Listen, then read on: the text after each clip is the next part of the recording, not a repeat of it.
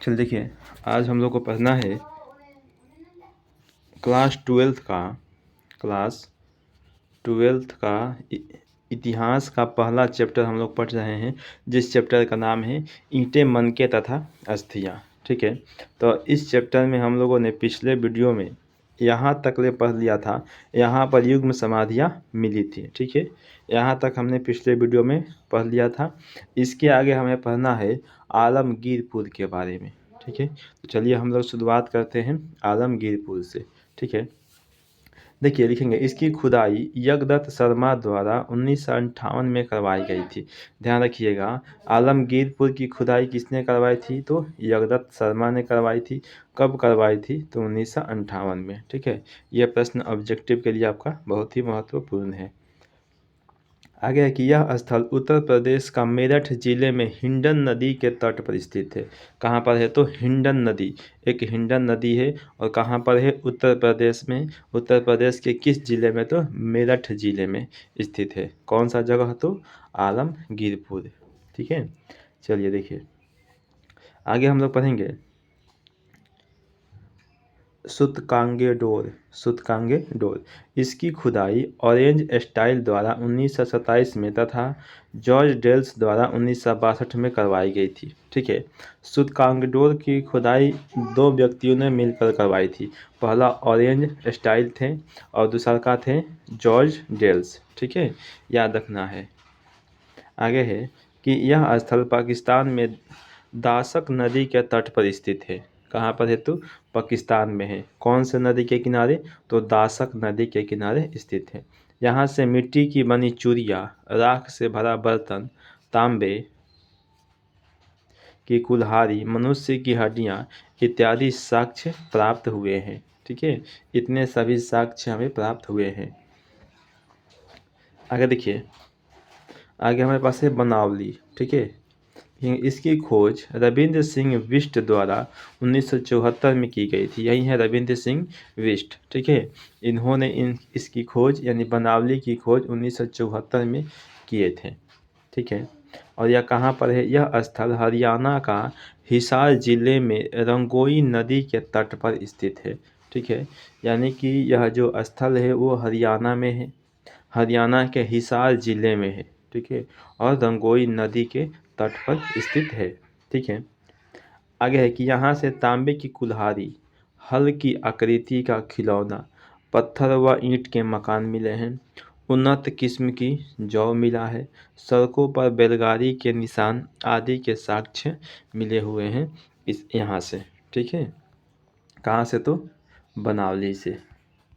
चलिए आगे हम लोग पढ़ेंगे सुरकोतदा लिखेंगे। इसकी खुदाई जगपति जोशी द्वारा 1964 ईस्वी में करवाई गई थी। ठीक है, यह स्थल गुजरात राज्य के कच्छ नामक जगह पर स्थित है। ठीक है, गुजरात के कहाँ पर है? तो कच्छ नामक एक जगह है और वहीं पर यह जो जगह है वो स्थित है, सुरकोतदा। चलिए आगे देखते हैं हम लोग। देखिए इसके आगे हमारे पास है कि सुरकोतदा सिंधु सभ्यता का बंदरगाह था। ठीक है, ये जो सुरकोतदा है वो सिंधु सभ्यता का क्या था? तो एक बंदरगाह था। यहाँ से सैंधवकालीन घोड़े के अस्थि पंजर प्राप्त हुए हैं। ठीक है, घोड़े के अस्थि पंजर प्राप्त हुए हैं यहाँ से सुरकोतदा से। चलिए उसके बाद हमारे पास आता है धौलावीरा। क्या है? तो धौलावीरा लिखेंगे। इसकी खोज जगपति जोशी द्वारा 1967 ईस्वी में की गई थी, परंतु इसकी व्यापक खुदाई रविंद्र सिंह बिष्ट द्वारा 1990 से 91 ईस्वी में करवाई गई थी। ठीक है, देखिए इसकी खोज जो है वो जगपति जोशी के द्वारा 1967 में ही कर दी गई थी। ठीक है, हुई थी, लेकिन इन्होंने खोज 1967 में किया था, लेकिन इसकी फिर से यानी पूरे अच्छे ढंग से खुदाई रविंद्र सिंह बिष्ट ने करवाया था। कब करवाया था? तो 1990 से 91 के बीच। आगे है कि यह स्थल गुजरात राज्य के कच्छ जिले में मानहर एवं मानसर नदी के बीच स्थित है। दो नदी मानहर और मानसा नदी के बीच में यह जो स्थित है। कहाँ पर? तो गुजरात राज्य के कच्छ जिले में। यहाँ से जल निकासी प्रबंधन, जल कुंड इत्यादि के साक्ष्य प्राप्त हुए हैं। ठीक है, यहाँ से तो जल निकासी के प्रबंधन किया हुआ एक साक्ष्य मिला है और जल कुंड का भी साक्ष्य मिला है, जहाँ पर आदमी पानी को जमा कर रखता था। आगे देखिए, अगला हमारे पास है राखी गढ़ी। क्या है? तो राखी गढ़ी लिखेंगे। इसकी खुदाई अमरेंद्र नाथ द्वारा वर्ष 1997 में करवाई गई थी। किसके द्वारा? तो अमरेंद्र नाथ के द्वारा 1997 में राखी गढ़ी की खुदाई करवाई गई थी। यह स्थल हरियाणा राज्य के हिसार जिले में सरस्वती तथा दुहदंती नदियों के पास स्थित है। धौलावीरा के बाद राखी गढ़ी भारत में स्थित सिंधु सभ्यता का सबसे बड़ा नगर है। ठीक है, धौलावीरा यानी कि राखी गढ़ी में सिंधु सभ्यता के बाद सबसे बड़ा जो नगर है वो कौन है? तो धौलावीरा है। ठीक है, चलिए देखिए आगे है कि जीवन निर्वाह के तरीके वहाँ के कैसे थे। तो हड़प्पा सभ्यता के निवासी पेड़ पौधे से प्राप्त उत्पाद, जानवर, मछली से भोजन प्राप्त करते थे। ठीक है, जो हड़प्पा निवासी थे वो पेड़ पौधे से जो भी उत्पाद होता था, यानी कि जो फल फूल होते थे उसको खाते थे, साथ में जानवर को भी खाते थे, मछली को भी खाते थे। ठीक है, ये सभी भोजन प्राप्त करते थे। ठीक है, हड़प्पा स्थल से गेहूँ, बाजरा, दाल, चावल, सफ़ेद चना, तिल इत्यादि के साक्ष्य मिले हुए हैं। ठीक है, ये सभी अन्न हैं जो कि वहाँ से साक्ष्य मिले हैं कि वहाँ के लोग, उस समय के लोग ये सभी दाल को खाते थे। ठीक है, अनाज को खाते थे। हड़प्पा स्थल से भेड़, बकरी, भैंस, सूअर, हिरन और घड़ियाल की हड्डियाँ मिली हुई है। ठीक है, यानी कि हड़प्पा सभ्यता से भेड़ की हड्डी मिली है, बकरी की, भैंस की, सूअर की, हिरन की और घड़ियाल की। ठीक है, इससे ये पता चलता है कि हड़प्पा वासी मांस का भी सेवन करते थे। ठीक है, आगे देखिए आगे की कृषि प्रौद्योगिकी लिखेंगे। हड़प्पा के चोलिस्तान जो कि पाकिस्तान में है और बनावली हरियाणा से मिट्टी के हल के प्रतिरूप मिले हुए हैं। ठीक है, आगे देखिए लिखेंगे कालीबंगा से जोते हुए खेत का साक्ष्य मिला हुआ है। कहाँ से? तो कालीबंगन से जोते हुए खेत का साक्ष्य हमें मिला हुआ है। हड़प्पा सभ्यता से मुहर पर भी वृषभ का चित्र मिला है। आगे है कि इससे यह स्पष्ट होता है कि खेत जोतने के लिए हड़प्पा वासी बैल का प्रयोग करते थे। ठीक है, यानी कि हड़प्पा वासी जो थे उस समय खेत जोतने के लिए हल बैल का प्रयोग होता था, यानी कि हल और बैल से खेत को जोता जाता था। ठीक है, चलिए आगे देखते हैं।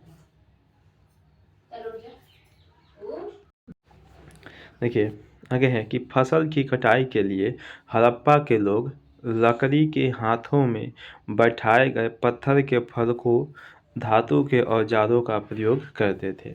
ठीक है, देखिए फसल को काटने के लिए क्या होता था? तो जो फलक होता था वो लकड़ी के था, यानी कि जो पकड़ने का जगह होता था वो लकड़ी का होता था। ठीक है, बाकी जो काटने वाले औजार होते थे वो या तो पत्थर के होते थे या तो धातु के होते थे। ठीक है, आगे देखिए आगे की सिंचाई के लिए कुआं, नहर तथा जलाशय का प्रयोग करते थे। धौलावीरा से जलाशय और नहर का अवशेष मिला हुआ है। ठीक है, यानी कि सिंचाई के लिए उस समय लोग कुआं का प्रयोग या फिर नहर या फिर जलाशय का उपयोग किया करते थे। ठीक है, अब देखिए आगे देखते हैं हम लोग बस्ती। पहला है कि दुर्ग आकार में छोटा था। इसे ऊंचाई पर बनाया गया था, लेकिन उसको कहाँ बनाया गया था? तो ऊंचाई पर। अगर देखिए दुर्ग के चारों तरफ दीवार से घेरा गया था। यह दीवार इसे निचले शहर से अलग करता था। देखिए जो दुर्ग था वो ऊंचाई पर बना था और दुर्ग के चारों ओर क्या हुआ था तो दीवार बना था। और यह जो दीवार था वो इस दुर्ग को निचले शहर से उसको अलग करता था।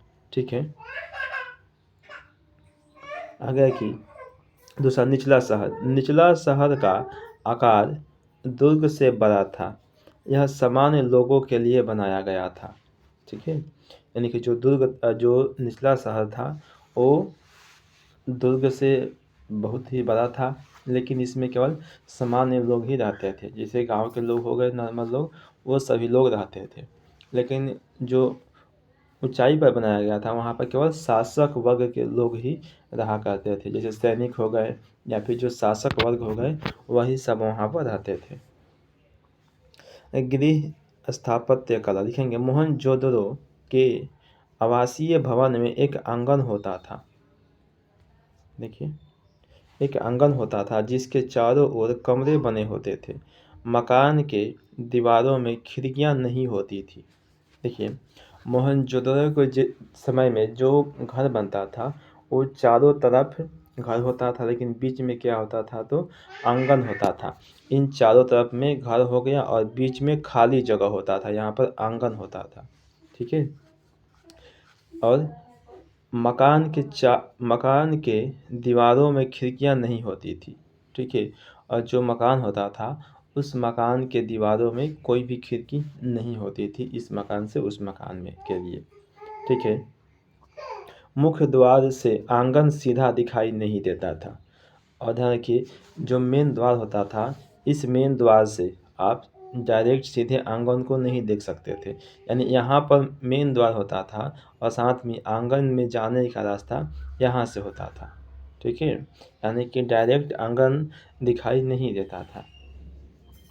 हर घर में एक स्नान घर होता था जिसकी नाली सड़क के मुख्य नाली से मिली होती थी।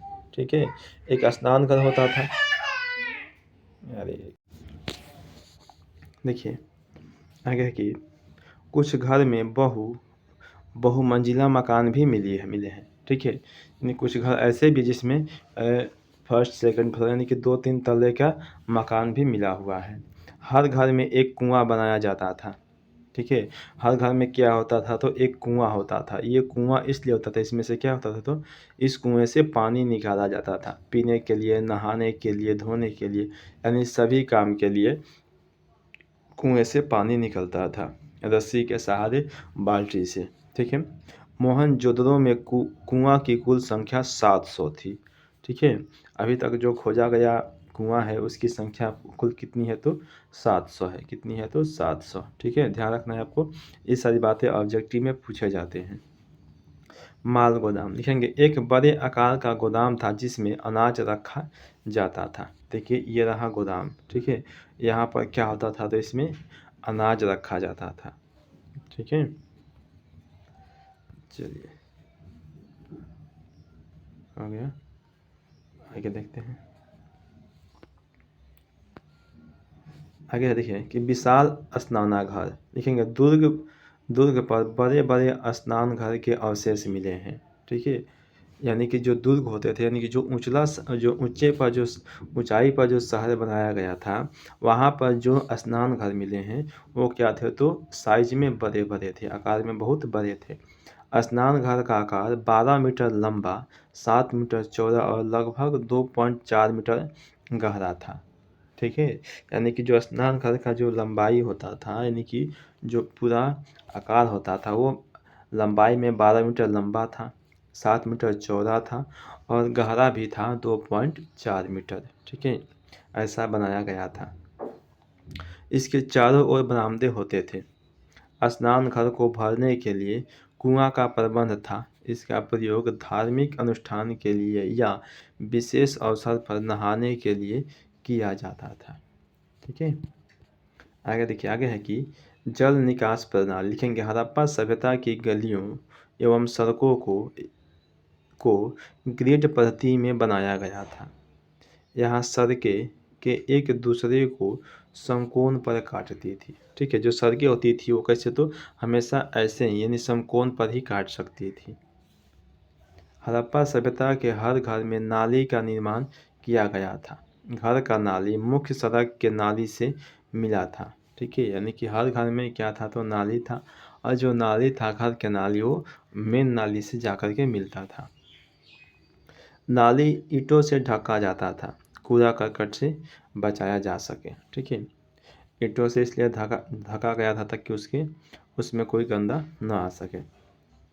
बैलगाड़ियों के मिट्टी से बने खिलौने के प्रतिरूप संकेत करते हैं कि लोगों तथा सामान के लिए स्थल मार्ग परिवहन के महत्वपूर्ण साधन थे।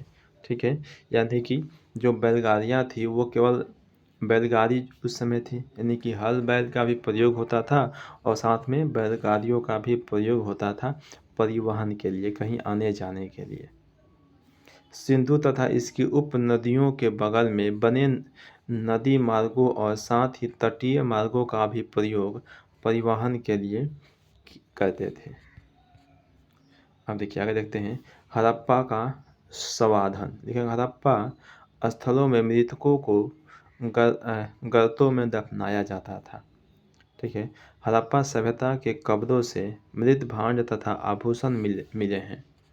ठीक है, देखिए यानी कि जो हड़प्पा के समय में अगर कोई व्यक्ति मर जाता था तो उसके साथ उसका जितना भी आभूषण होता था उसके साथ दफना दिया जाता था। ठीक है, पुरुषों और महिलाओं दोनों के सावधानों से आभूषण मिले हुए हैं। ठीक है, 1980 के दशक के मध्य में हड़प्पा के कब्रिस्तान में हुए उत्खननों में एक पुरुष की खोपड़ी के समीप शंख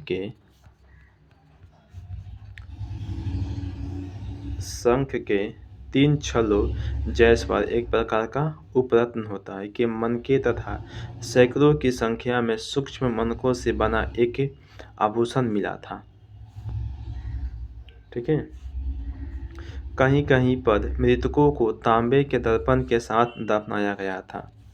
आगे देखिए हड़प्पा सभ्यता के निवासियों का मृतकों के साथ बहुमूल्य वस्तुएं दफनाने में विश्वास नहीं था। ठीक है, यानी कि बहुमूल्य वस्तुएं को दफनाया नहीं जाता था, लेकिन कुछ वस्तुएं होती थी जो उनके साथ में वो दफनाया करते थे। ठीक है, तो चलिए आज के वीडियो में हम यहीं तक रहने देते हैं। फिर से अगले वीडियो में हम आपको पढ़ाएंगे शिल्प उत्पादन। ठीक है, शिल्प का उत्पादन हम लोग अगले वीडियो में पढ़ेंगे। तो चलिए आप लोगों से रिक्वेस्ट है कि अगर आप लोगों को वीडियो अच्छा लग रहा हो तो लाइक सब्सक्राइब एवं शेयर करना ना भूलें। ठीक है, चलिए।